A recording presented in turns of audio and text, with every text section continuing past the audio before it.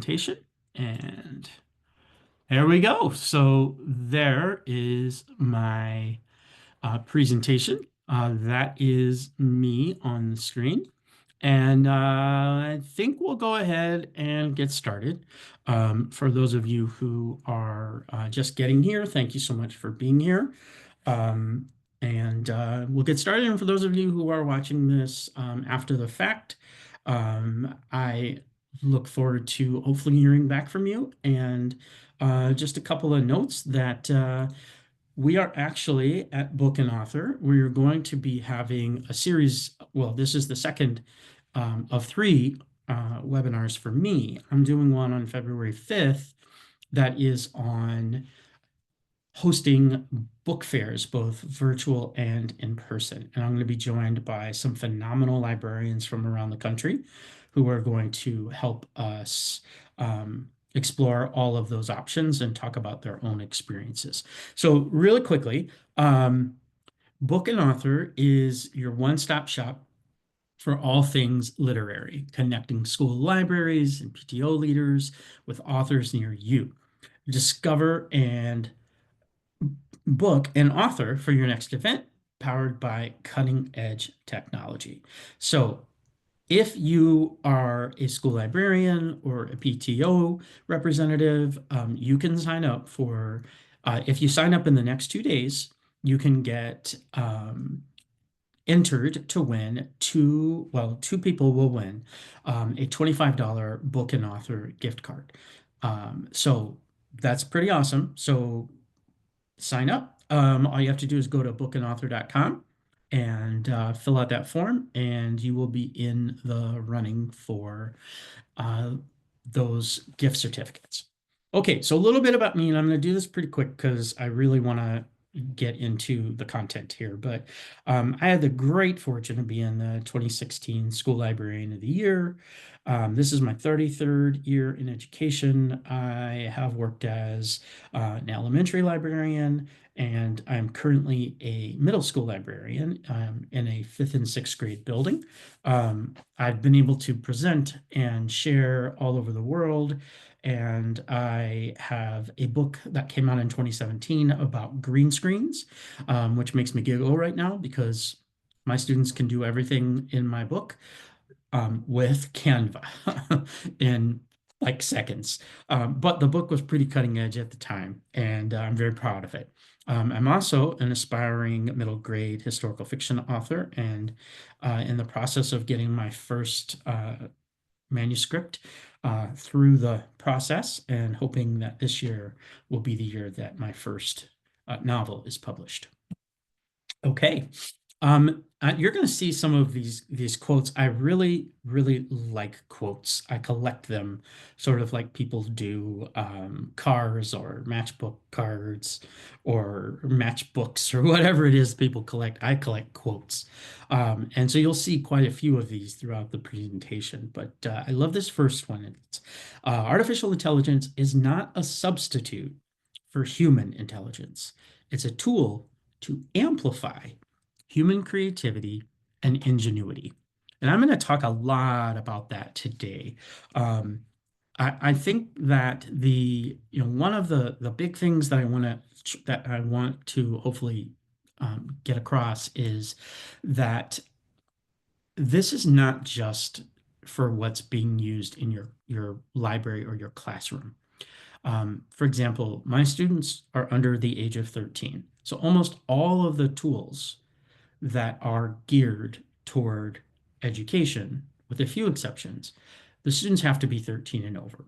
But we all know tools like TikTok, also, and Instagram also require them to be over 13. They know how to do the math and figure that out. Having said that, there are some tools that are specifically geared for younger students, and there are some that are geared toward middle grade and older students, and I will talk about that. But there are 6 key things that I want to try to share with you today. First is, what is it and why does it matter in school libraries? We're going to talk about some real world applications of how these tools are being used in school libraries. And I will tell you what I know best, which is how I use them in my own library. We're going to talk about how AI can enhance accessibility and inclusivity. We're gonna we're gonna really hammer down on some of the ethical considerations and challenges. Um, we're going to be I'm going to talk about preparing librarians for AI integration, and you could also say preparing librarians slash teachers slash administrators for AI integration. And then lastly, the future of AI in our profession. Here's another one of those quotes. So artificial intelligence is not a substitute for human intelligence. It's a tool to amplify human creativity and ingenuity. It's in there twice because I believe it so strongly. This is what I respond with when someone is resistant to learning about AI. There are some librarians who are adamantly against AI, and I understand and I respect that position. My point of view is that our students are going to be using it, whether we want them to or not. And it is our responsibility as information managers to be on the forefront of understanding these tools. But let's start with what is it?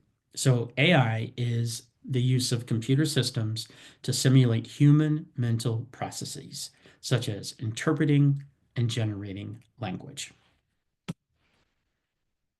I really like this graphic from the University of Cincinnati online, and they kind of break artificial intelligence down into these four buckets: robotics, natural language processing, neural networks, and machine learning. We'll touch on these a bit more as we go on. Here are some examples of artificial intelligence, and I know that for many people, when I talk about these as being AI, they kind of freak out. They're like, whoa. The reality is and I don't mean this in a disrespectful way, but the Luddites who choose not to engage in AI or say that AI is completely awful, um, are probably not aware so much of the fact that they are probably using AI in huge quantities of their own life. For example, if you've ever um, gone on a website and a chat window pops up and you start typing in a question, more than likely that's not a human. That is a chatbot that has been programmed specifically to be an expert in whatever company you're working with. And that can be frustrating, but it also can help you at 2 o'clock in the morning if you are trying to get help on a particular task. It may not give you exactly what you need, but it's probably going to help it's better probably than you being frustrated and not having any answer. Smart assistants like Siri, or I have to be careful when I say this. In fact, I'm going to spell it Alexa because she hears me. That's artificial intelligence. E-payments, if you ever have used like Venmo or PayPal, AI. Search algorithms. When you punch in a question to Google, well, it's using AI to help aggregate the data that it gives you back. Media streaming, you use Netflix, and you know how it says, oh, you might like this next. Well, guess what? That's AI. Smart cars, um, I have not a really smart car, but I have a car that has adaptive cruise control and lane assist. And I have a 2 hour commute every day. So I will plug in or push in the speed I want and lane assist. And I can do voice dictation to my phone, and I'm able to get quite a bit of work done while I'm driving, just using my voice and the assistive tools that are part of my car. And that's all artificial intelligence that's keeping me safe on the road. If you've ever used Google Maps or Apple Maps, facial recognition. If you pick up your iPhone and it recognizes your face, or in my case, it doesn't always recognize my face. AI. Text editors like Grammarly, or even just like the built-in spell checker in um, like Google Docs. That is AI. Social media feeds, algorithms, all AI. So Google, I mentioned Google. Obviously, this is happening on lots and lots of platforms, but Google's tool is called Gemini, and I'm not sure if the audio is going to work on this. I'll try and see if it does work. Um, if you're not hearing this, I apologize, but you'll get the gist by looking at the video. So we've got image generation. You've you've got the ability to recognize text and images and searching from a photo.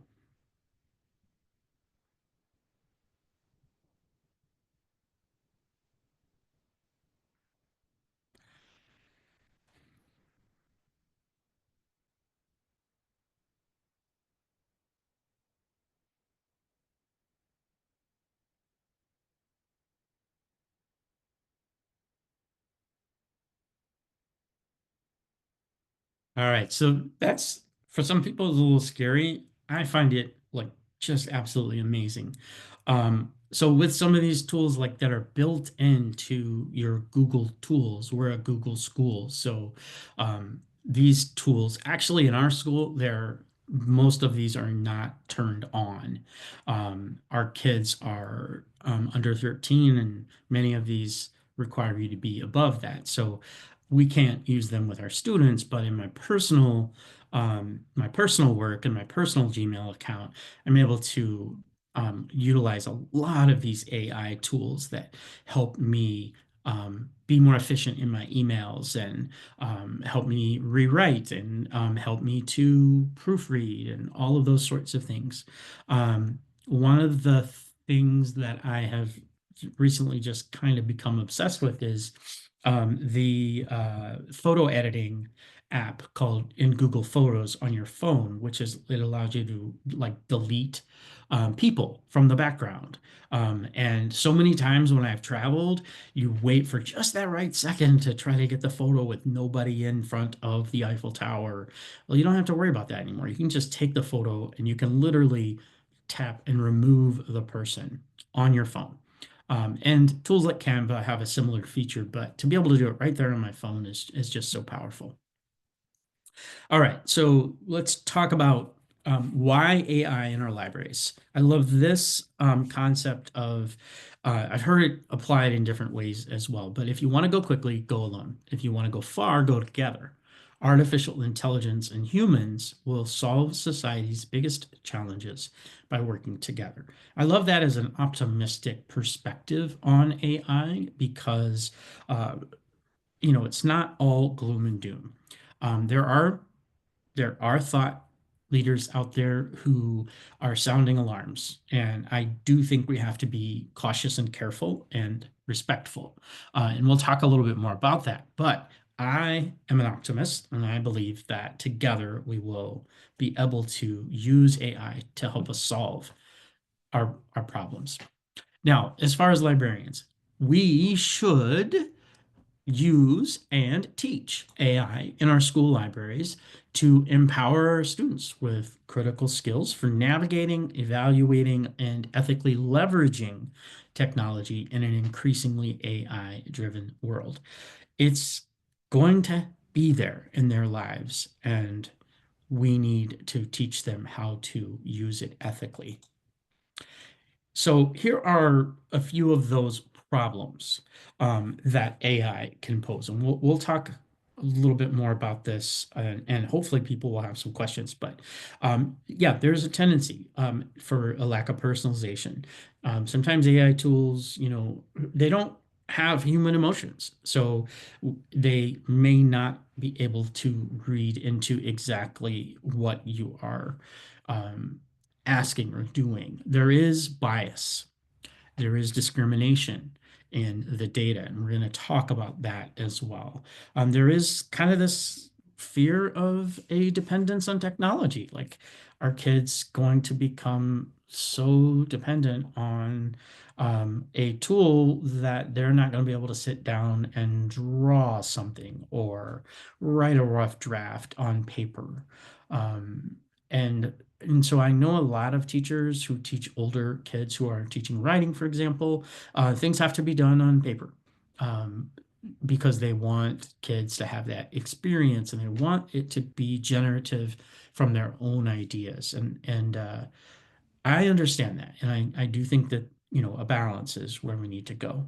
I mentioned, the whole idea of data, privacy, security. We're going to talk a little more about that, but the um, that's part of the reason why there are those age brackets. And, there are laws, like in Illinois, it's the SOPA. And I think there's the federal one is the FERPA, which is basically the protection of um, students' privacy. And I know in our district, kids have to have, or our district has to have an agreement with a company that protects the privacy of the students. And so there are many other things that I'm going to share with you that I'm actually not able to use with my students because we don't have that agreement with that particular company.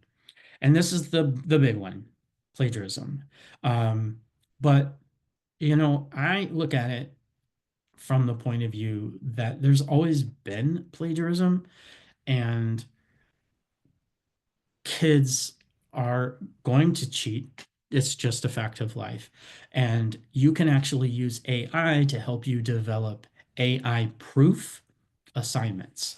One of my favorite tools, which I'll touch on a little bit later, is Magic School AI. And that is a great, great tool that is geared primarily for kids 13 and under, but it can be used with older kids too. And um, you're able to do all sorts of things in a safe environment. So you're creating a capsule that allows students to work within a confined environment of artificial intelligence, but they don't have access to the entire world. You control the parameters of it. So that's why I like that tool in particular. Okay, so applications in our school libraries. All right, so here are just a few. There are way more, but here are a few. Um, I am a humongous fan of a platform called Teaching Books. I don't know if folks know of it as much as I think they should. It has been purchased by Overdrive, the same folks who own Libby and Sora, and so it's become much more robust and much more expensive, unfortunately. Um, I tried to get our district to purchase that for us this year as school librarians, and they didn't. We ended up not even asking because of the price. However, I did find and have found that my local library has a subscription, and they allow me with my library card to be able to use it and have full access.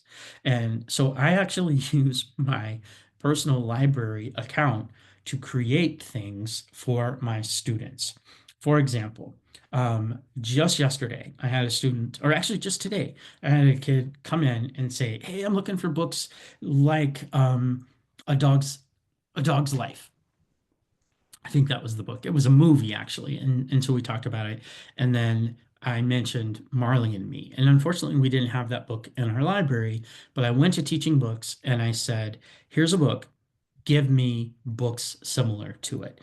And it then broke it down. Here are all the qualities. Tell me what you want me to mirror. Is it pets? Is it loss? Is it friendship? And so I was able to select those different categories, and boom, it punched out a whole list of books, which then I was able to filter by grade level. And then I turned that into an individual reading list for this student. and was able to share that reading list with the student, not just the book covers or the title of the book and author, but then they had also had access to all of the things that teaching books gives. Author interviews, book trailers, audio excerpts, ebook samples, so much.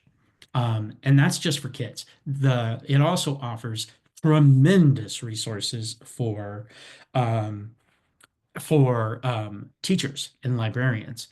I mean, everything from like discussion guides and vocabulary lists and all sorts of just incredibly rich resources. And again, all of that is using AI to help generate that information.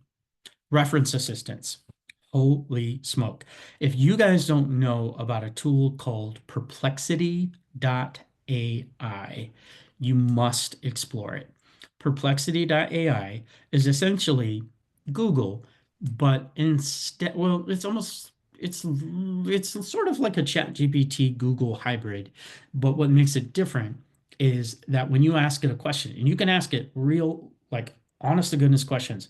In fact, today, while I was driving home, I dictated probably a 16 sentence paragraph that asked a series of questions, and it pushed out an answer. But what makes Perplexity different is it not only gives you an answer, it tells you all of the sources that it got its information from.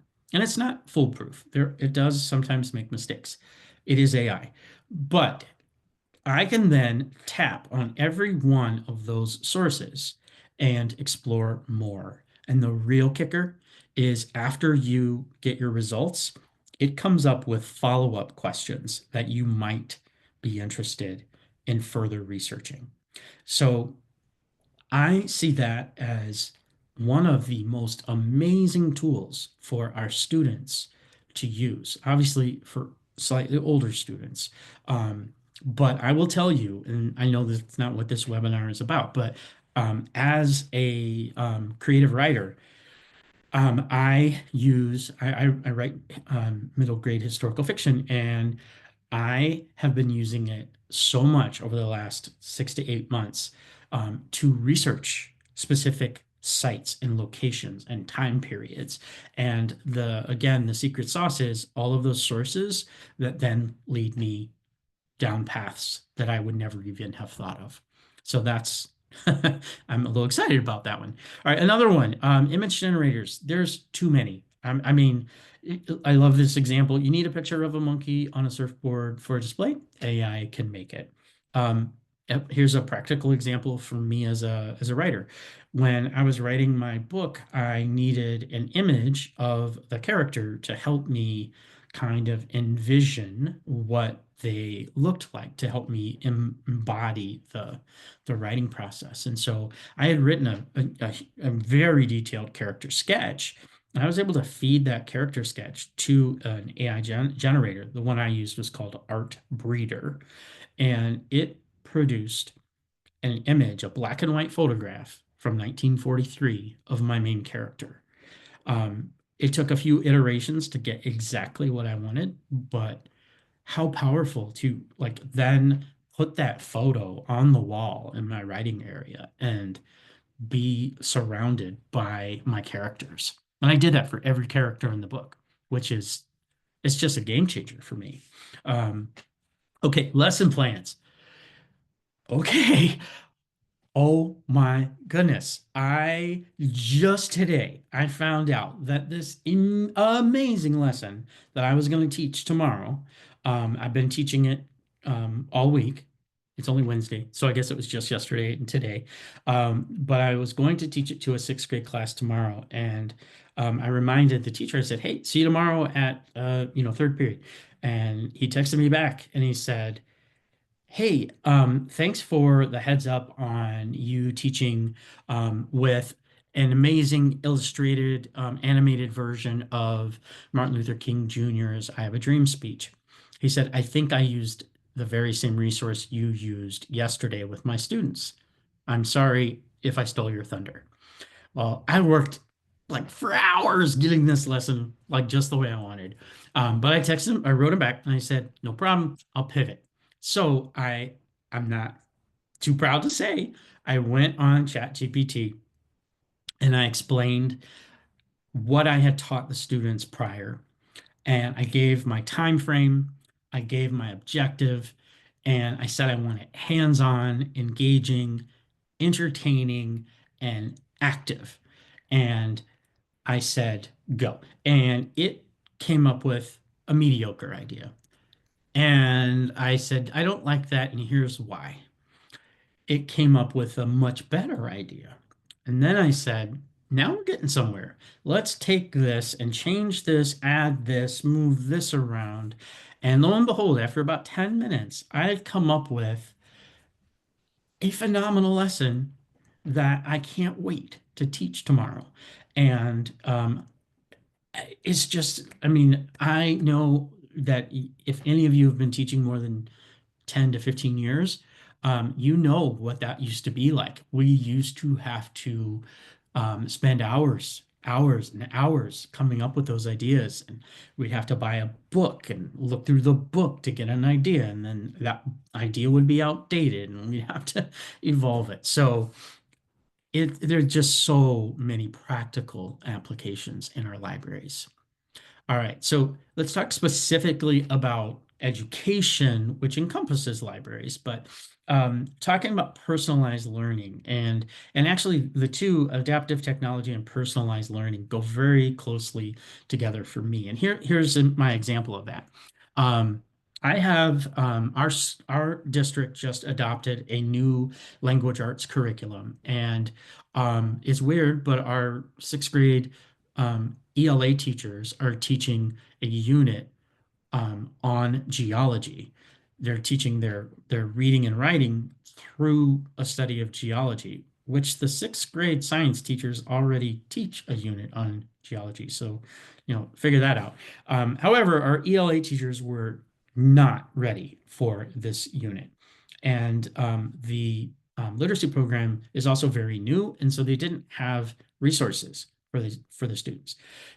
So I built them, as all good librarians do, I built them a powerhouse resource. Well, there was one group of students who had a topic that I had not covered, and that very niche topic was geodes. And so uh, the teacher reached out to me and said, have you had any luck finding any resources? And I said, I will by tomorrow have resources for you. And I went through Perplexity and I went through a series of conversations with it to find the resources that would be useful. And when I pulled it all together and shared it with the classroom teacher and the students, it was blocked by our district. And I get why, because it had the AI component in it, even though they weren't going to be accessing the AI component. I just wanted them to see the sources. Um, so the teacher was like, this looks really cool, but the kids can't see it. So I said, no problem, give me 12 hours. And then the next day, what I had done is taken the content from my Perplexity sources, and I had basically taken that information and fed it into an AI tool. The tool I used was Magic School's text. I believe it's Text Leveler is the tool I used. And I said, can you please take this information and bring the level down to between fifth and sixth grade? The students are a little lower. And so I needed lower in reading ability, super bright, super fun kids, but their reading level is a little lower. And so this platform, kind of re-leveled it, kind of like Newsela does, but this is on the fly for anything. And so I not only used it to re-level the text, but then I used a couple of other tools to create a study guide for the text and a note-taking guide for the text.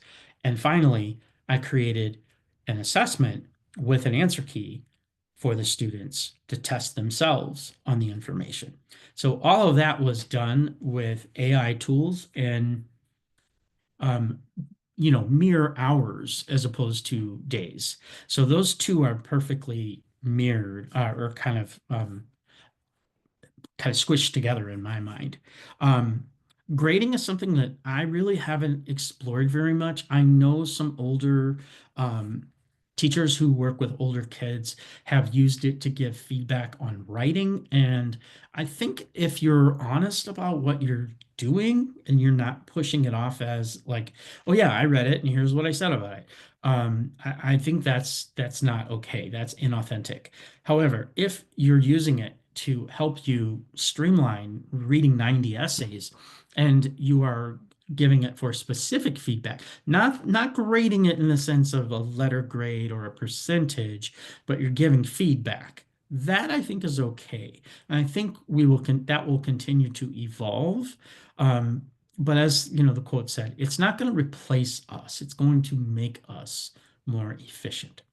Okay, and lastly, assistive technology. So again, one of a tool I use every day on my commute to work is called 11 Reader, and it's an app for your iPhone, and I can put in any text, any website, any PDF, and it will read what I put in to me.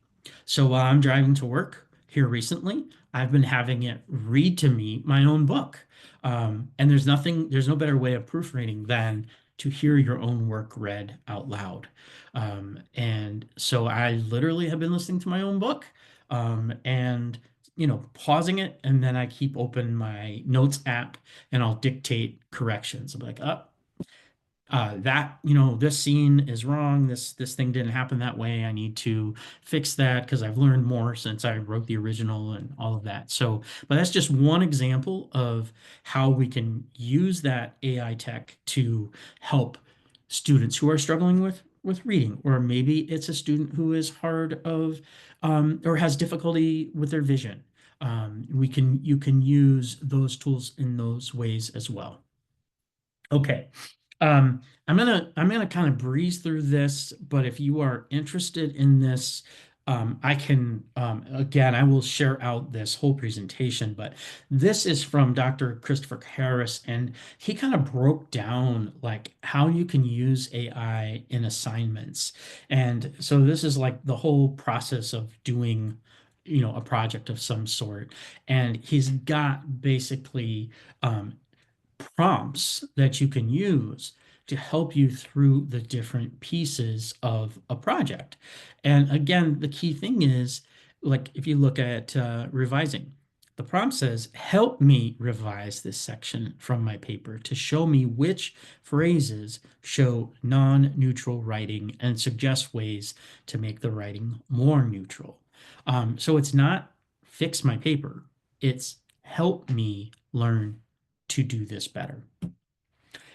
All right. So I'm sorry that I'm kind of breezing over that. It is very, very important, but we've got a lot more things to cover here.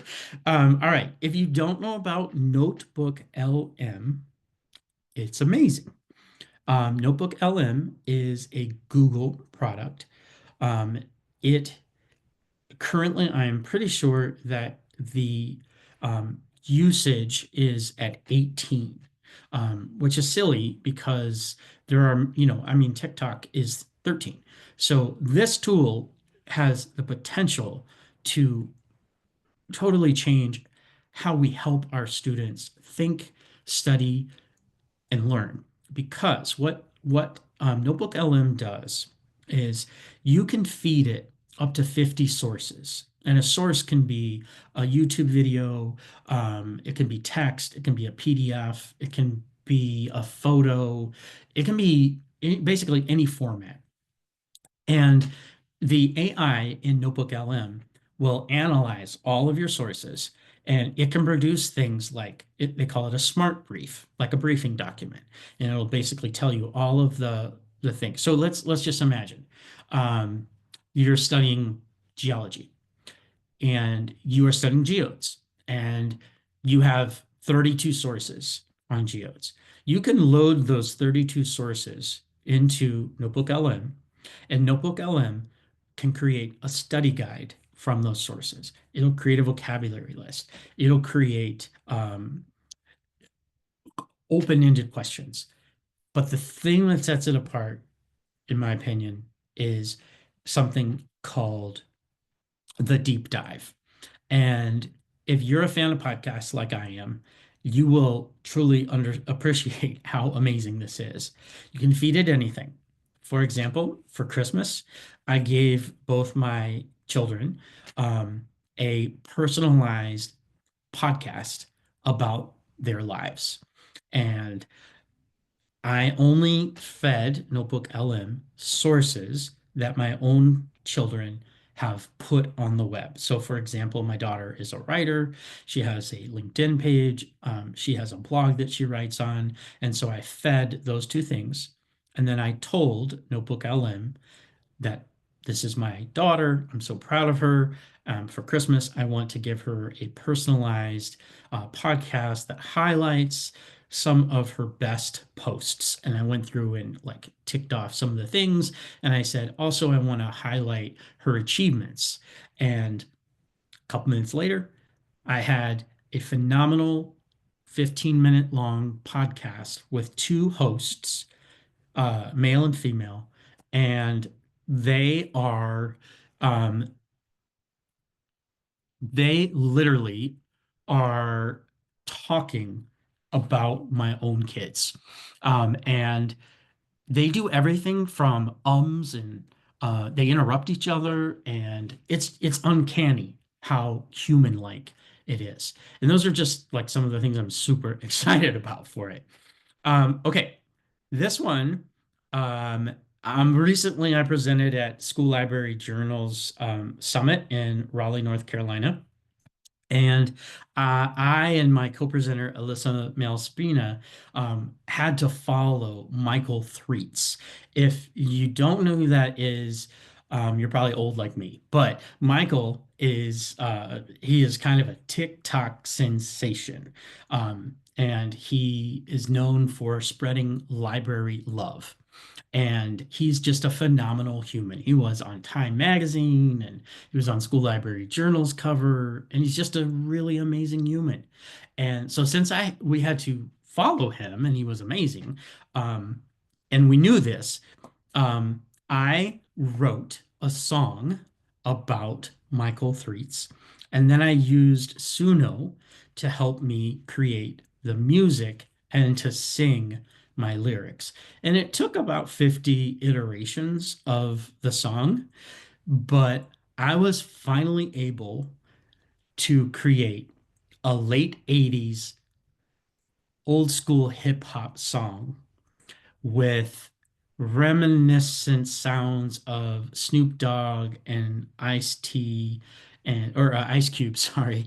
And I learned all of the like specifics that I never even knew about that music as far as like 808 drums and funky synths and all of these things. And as I told Suno all of these parameters, it created a song that sounds uncannily like Snoop Dogg. And it also absolutely slapped. Everyone loved it. And I made an accompanying video that went with it that featured all of these great images of Michael. And I used AI to help me create some of the images and the collages and all of that. It killed. And that's a great example of AI helping enhance my creativity. Because while I'm creative, I can't sing, and I certainly can't play 808 drums or funky synth. And so using that tool helped me communicate my creativity. Okay, moving on here. We've got so much more to go. Okay, so let's talk about how we can help our students use these tools effectively. You first introduce them at the appropriate ages. You got to support them. You have to educate not only the students, but their families and your colleagues. And we're going to talk a little bit more about that. Um, the idea of encouraging critical thinking is basically that media literacy piece. Always question, always question. Okay, so AI said this. Now, what do I know about the topic that's going to help me? And that's again, we've always, as librarians, said, show your source, show your source, show your source. So that's why a tool like Perplexity is my favorite because it literally tells you where it got its information. And it can make, incorrect assumptions, but at least you can go back and learn for yourself what it was trying to say. And keeping up to date, it's really hard. I'm just passionate about this, and so it's something that, I immerse myself in.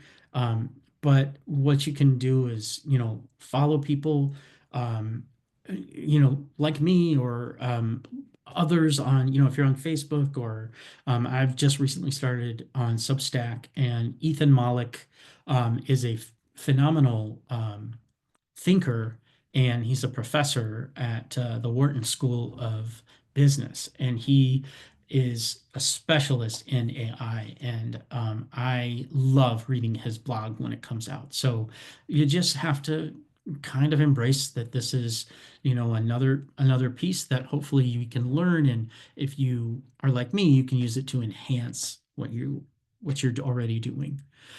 All right, we're going to very quickly get into some ethical considerations and challenges. And, the old adage, with great power comes great responsibility. So let's see here. Um, so here's some of the ethical concerns around AI. And these are specific to data centers, and you may not even know what a data center is, but basically all of these AI tools need huge amounts of computing capability. And in order to have huge amounts of computing capability, you need lots of physical space, which requires lots of resources. So yes, massive resource use. It impacts tremendously the community. Um, there are some, this is a little controversial, but some companies say that they're going to do X, Y, and Z if you let them build a data center in your neighborhood or in your community. And many times those go unfulfilled. And AI is continually ramping up. It seems like everything now has an AI component. And it's almost even a little too much for somebody who like lives and breathes this stuff. Like we don't need AI in everything. Um, Pretty soon there'll be AI in my soap dispenser, right? If there isn't already. All right, so let's very quickly take a peek at this. So this is from Bloomberg, and this is kind of a visual story of a community in Virginia. This is what it looked like in the beginning, and they don't have the date, but here we go. So this is Northern Virginia, Loudoun County. It used to be horse farms and Civil War battle sites. In 2012, this is what it looked like. But over the past 15 years, many of the community's fields and forests have been cleared away to build the data centers that form the backbone of our digital lives. And you can see here in 2022, the rise of artificial intelligence is now turbocharging the demand for bigger data centers, transforming the landscape even more and taxing the region's energy grids. Now, these are all of the things in blue are the data centers. Here are some other things: shopping centers.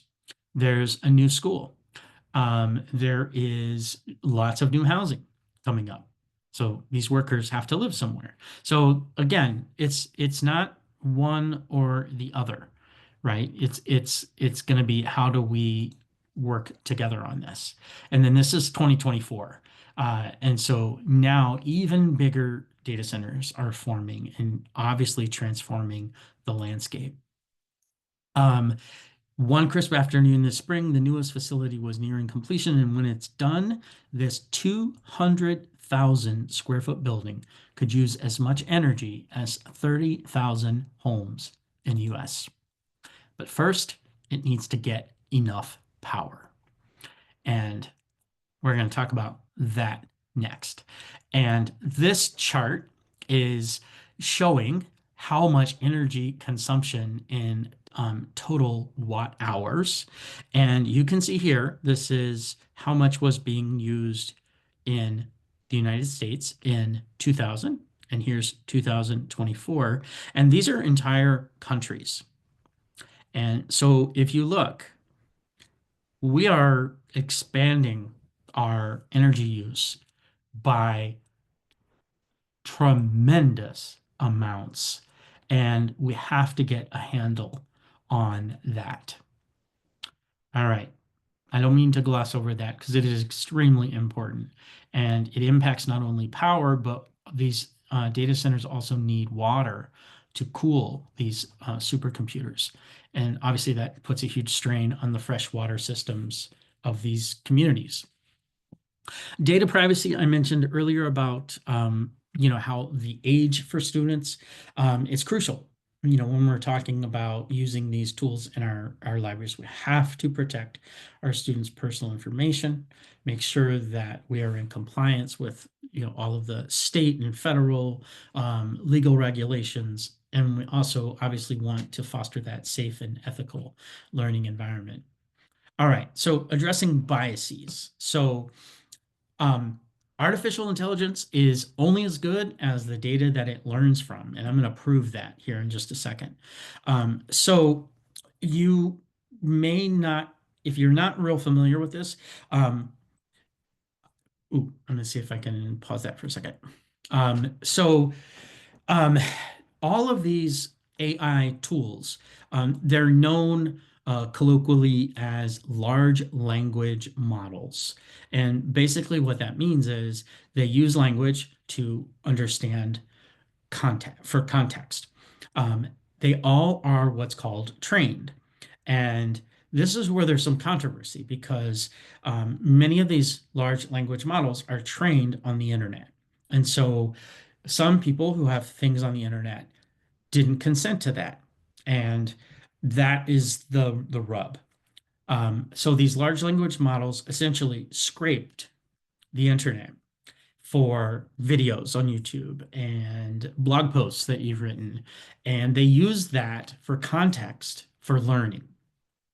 And that data tends to be biased because AI learns from the data, and there could very well be biases and stereotypes, and there are in that data. So it also tends to reinforce stereotypes, and that obviously brings up some serious ethical concerns. And so this is my example. When I very recently, in November, I asked Canva to create some images for me. And I was very succinct. I didn't go into lots and lots of detail. So Canva has, for those of you that don't know, it has this magic image creation tool, and you basically give it a prompt, and it will then generate an image. And it has parameters, so kids can't, tell it to make a gun or anything like that. It has these safety parameters around it. But this is what Canva created when I told it to generate for me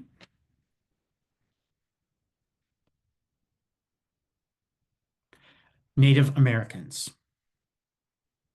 So that was the whole prompt. When I said Native American women, I'm sure you're noticing the stereotypical elements here. And then I said, okay, now how about non-traditional Native American man and woman? I'm going to pause that for a second.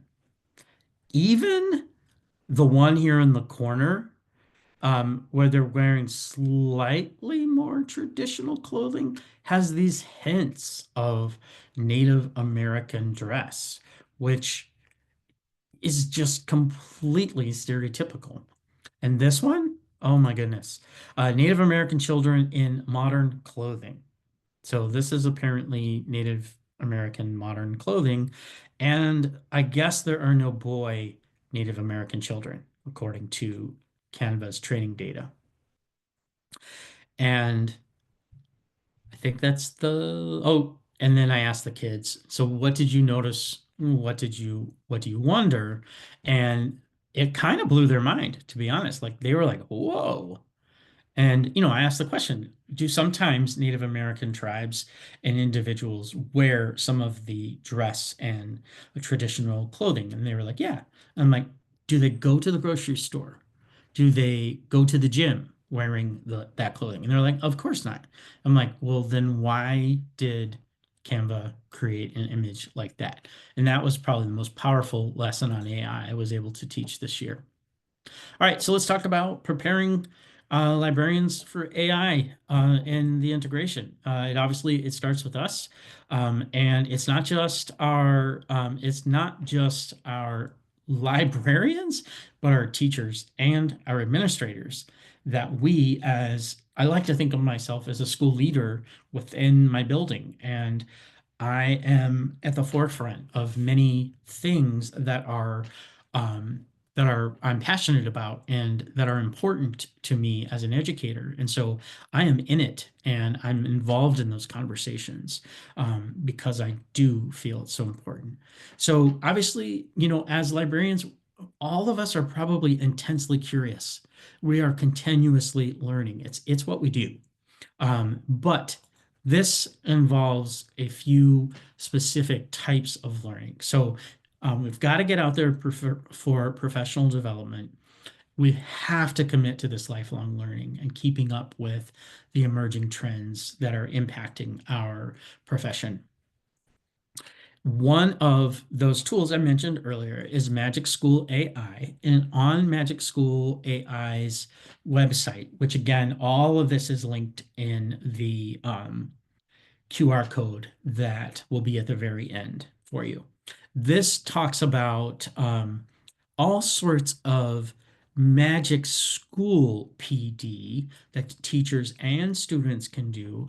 And they also have an AI literacy component that you can use. And that is free. You don't have to be a Magic School participant in order to be able to use those tools.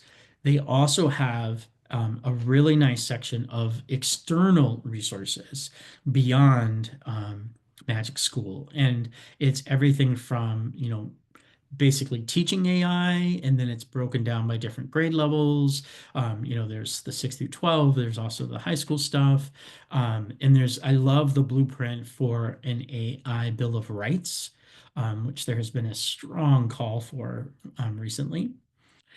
And then I also really like Common Sense Media's professional development. And this particular piece is very valuable for K-12 educators. It's a free white paper that basically talks about the challenges and opportunities of AI. And again, this is linked in my Wakelet at the very end. All right, collaboration is our superpower as librarians, but we need to be in the discussion with our IT staff and admin as these policies are being drafted. You're going to end up, being the one who is enforcing and making sure they happen. So you need to be part of that conversation. Um, okay, looking ahead to the future. Some people call this artificial intelligence. But the reality is, this technology will enhance us. So instead of artificial intelligence, I think will augment our intelligence. I love that one. All right, as far as the future, as AI evolves, so will our role.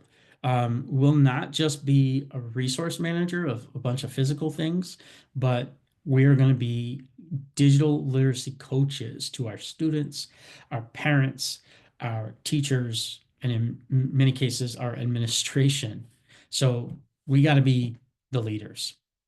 All right, if all of this has you freaked out, remember, as Dr. Christopher Harris said, and again, this is kind of in that same connection to that earlier graphic I credited him is you are still in control of the classroom. And I love his stoplight graphic where, he says like this, ideation, you are allowed AI with acknowledgement. Yellow, you're allowed with a link and citations. Drafting, not allowed. Do not use generative AI. So that's how he approaches it from a college professor level. And I think we could obviously adapt that in our own work. The machine does not control us. We control the machine. And it is our duty to use it wisely. Okay. Now, what questions do you all have? And I'm going to stop sharing my screen and then I'll come back in a minute. I'm going to stop share. And here we are. If you happen to, oh, there's in the Q&A. Thank you. I just now saw that. What are your thoughts on about books created by and with AI's help? Well, I can speak to that pretty strongly because I do not think that it is legitimate to use AI to write a book. I get ads on Instagram all the time about how to turn your ChatGPT content into a book in minutes. And I think that's just horrible. I mean, that's not creating a book. That is ripping a page out of an encyclopedia, gluing it to a piece of cardboard and calling it a book. That's not what writing a book is. Now, using a tool like Perplexity to help you research and develop a character, awesome idea. Using ChatGPT to ask you 50 questions. Give it your character profile, every physical and mental description that you've created. Give it to ChatGPT and say, now ask me 50 questions about my character. And then you sit there and you respond about your character. And then you take that and use that to enrich your character. To me, that's brilliant. I think that's phenomenal.